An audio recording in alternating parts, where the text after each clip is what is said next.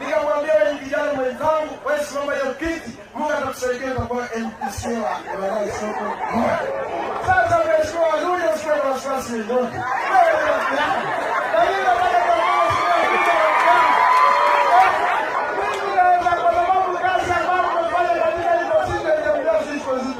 Naweza ndio hapo mja wa leso huyu wa Lunya ni jamaa mzuri. Mzuri mbona Marekani.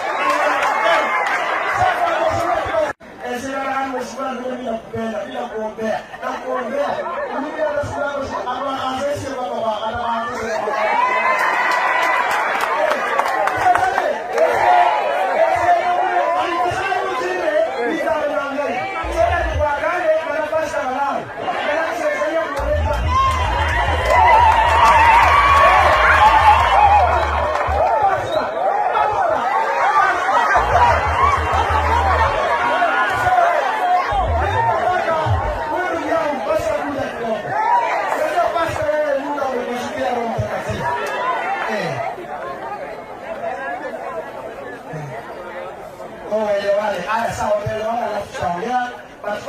tutengeneza mkutano ya kutengeneza maneno hapa, yeye atazidi kuwa kiongozi wenu. Si sawa?